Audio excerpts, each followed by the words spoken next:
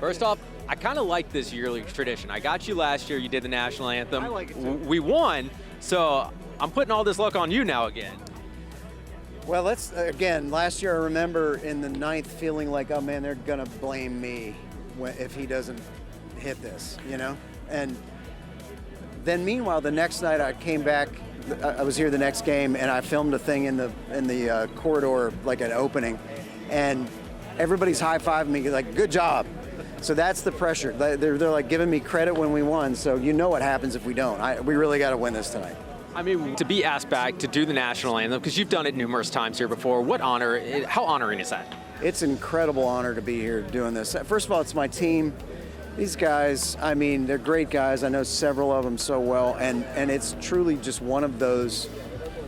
It's my favorite sport. It's the tradition of singing the national anthem at a baseball game, let alone the World Series, is always just, it's one of the most heartwarming things I think about this time of year. And the Fall Classic, being able to be down on that field and launch this for them and hope that, although this is different, there's a gentleman singing the Canadian anthem right before.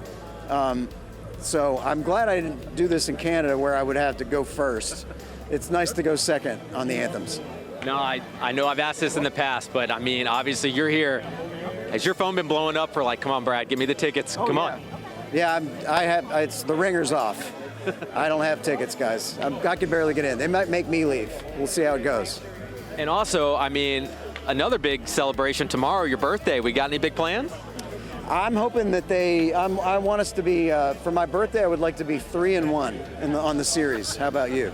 I like it. I like it. That'd be great. That'd be great. Well, obviously, too, music. You got a new Christmas album coming out. Tell me a little bit about that.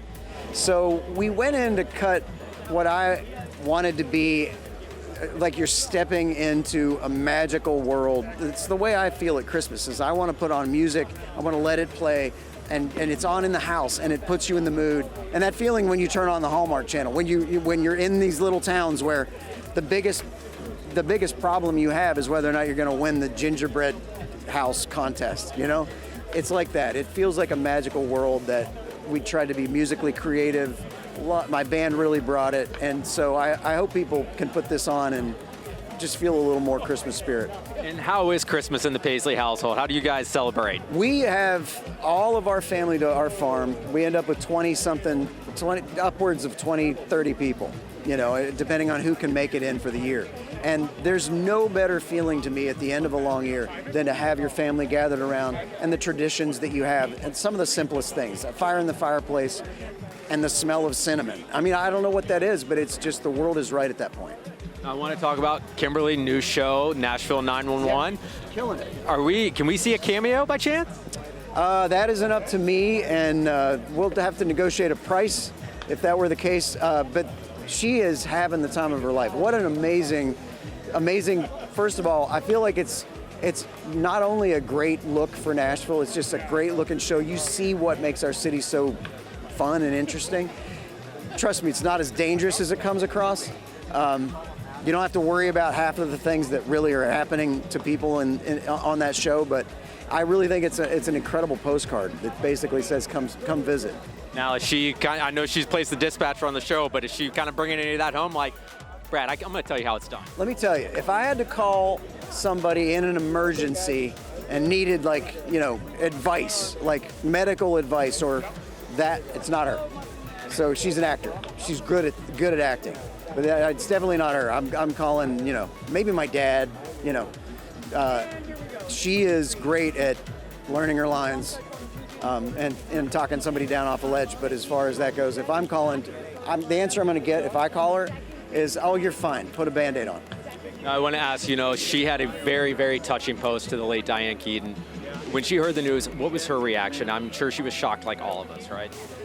I'll tell you, you know, it really did affect Kim, because you can imagine she's 19 years old, gets cast in Father of the Bride as an unknown, and her sort of adopted parents in show business were Steve and Diane, and they were great to her, and Diane was always great to her, and so to her it is a weird feeling like you have lost a family member. It definitely it shocked her for sure. And I think that is the magic of Diane Keaton. I think there's probably a lot of actresses, although who had the connection to her? Kim did, as far as the actual one of the most iconic mother-daughter relationship movies you can think of.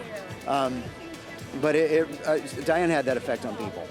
No, that she did. Now I want to bring it back to the World Series. All right. How do you think it's going to go? We go in the distance? Are Dodgers going to pull it off by Wednesday? What do you think? I think so. I think we do, but I don't want to jinx anything, but we have the ability as a team to, if we play right, it's hard to beat them. Hard to beat this team.